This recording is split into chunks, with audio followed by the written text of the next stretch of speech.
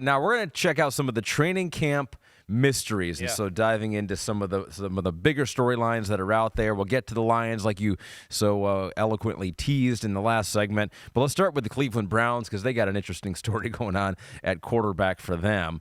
And so as that's going to be, some of these are, we're going to have to take the whole training camp to figure it out, but as we sit here right now, the question of who will win the Browns quarterback competition still an open question. Kenny Pickett just recently got a hamstring injury there.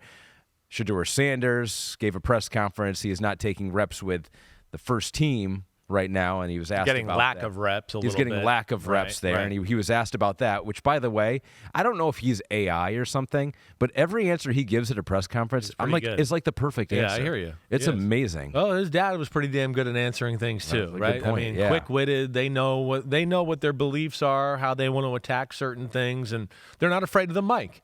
And I think they are guys that love football. I do think that too. So within that, they know like what should be said, why the locker room needs to hear me say it this way, so I can get the guys to follow and be a good leader that way. And that's where I do respect Shedeur Sanders in a big way. But this quarterback situation what do you is think? very odd. Well, it felt like Kenny Pickett was in the leader house. That's what it felt like. And I still feel that way as well, but I am interested to see how long this injury lingers. I don't give a damn if you're in the leader house or not. If you miss like 2 straight weeks without being able to practice because of the hamstring, you will not be in the leader house anymore after that. I have a hard time in my mind thinking that they are going to get rid of either of the young quarterbacks. Do I think there's a possibility that they keep all 4 on the roster? Yeah, I do. Could I see if Kenny Pickett got back here quickly? Could they go, hey, yeah, Kenny Pickett's the starter. We're going to keep the 2 young guys because they're good future assets for our organization. Gabriel, hey, they liked him, obviously. That's why they drafted him in the 3rd round. Shedeur Sanders, there's potential there. I don't think you can just get rid of him and go like, oh, well, he was just a 6th-round pick for us, so we're going to cut him. No. I think there's certainly more talent that way. Yeah. So when I look at it, I don't think 4 is crazy. They are the Browns, even though that's crazy for modern-day NFL. This is a unique situation. What do you sacrifice if you keep 4? I mean, you definitely sacrifice somewhere else. Yeah, you're going to sacrifice, you're right, whether that's the 6th receiver on the roster or an extra offensive lineman, right? Maybe you want to keep 10, 11 offensive linemen. Maybe now you got to keep 9, something like that. Yeah. That's there's going to be something. There's going to sacrifice to be made. As the year goes on, as my Detroit Lions proved, like the injuries stack up.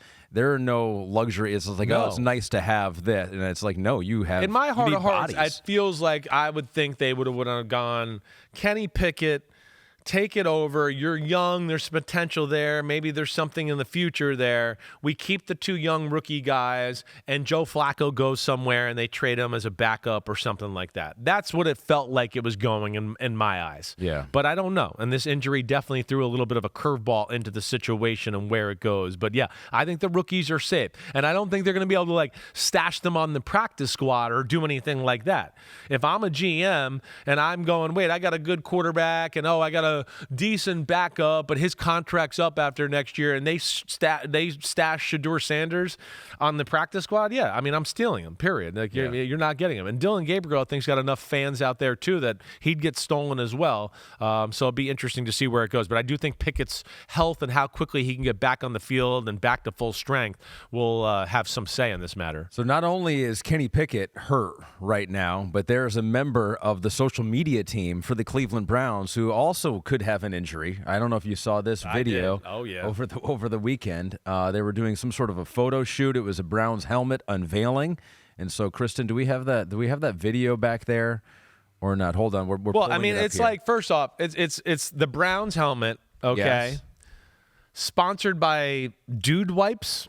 Yeah. So that wasn't the best combination. Yeah. You got to think somebody in the corporate office is like would have caught that and been like, "Are we sure we want to use Dude Wipes for unveiling our brown helmets?" Okay, I don't know. Maybe that was the ploy. That is the whole plan, right? You ever used Dude Wipe? Have you ever used anything like that? I don't want to knock. I mean, I here's have the used video. baby wipes before. Yeah, of course I have. Here it is. He goes like one leg just goes. Now, do you think that was set up? So this is like Pete brought this to my attention, and I did not really realize this. Now, one, I just thought, oh, it's the Browns being the Browns, and of course they messed it up.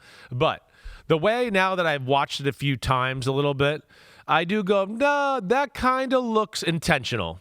Right? I mean, I think that looked intentional. The reaction of the guys and the dog on the boat and all of the mascots, that to me also looks like it's a little staged. Yeah. And the fact that they kept my point of view on there from the guy that fell in the water, and then I find out that he's a famous social media influencer. Oh, really? Yeah, it's Fugazi. Oh, it is. It's the whole Fugazi. thing, it's been proven. Right. Now, why the Browns would want to play into the fact of the Browns being the Browns and they can't even unveil a helmet the right way, why they would want to play into that narrative, I don't know. But maybe it got them more attention there either way. I do like the helmet. You do like the helmet. I do. I was going to say that it's a little brown. Yeah, it's a little brown, a little well, bland. Their helmets are bland. Great point. Right. Yeah, right. Great point. Florio brought up the point today, and he brought it up, and I laughed because this went through my head as a kid too.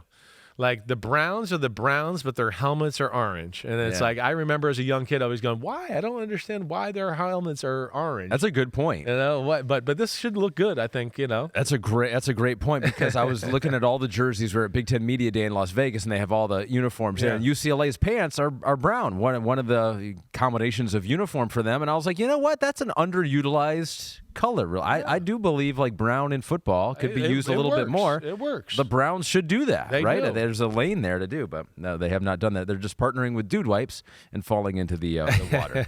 Yo, homies, what's up? Thanks for watching Cris Simms Unbuttoned. And just because the weather's warm doesn't mean football ain't still on our brains right here. We are still working, so smash that subscribe button. We got all the training camp news, preseason news, everything up until kickoff night. Thanks for watching. And again, remember to hit that subscribe button. Peace out, homies.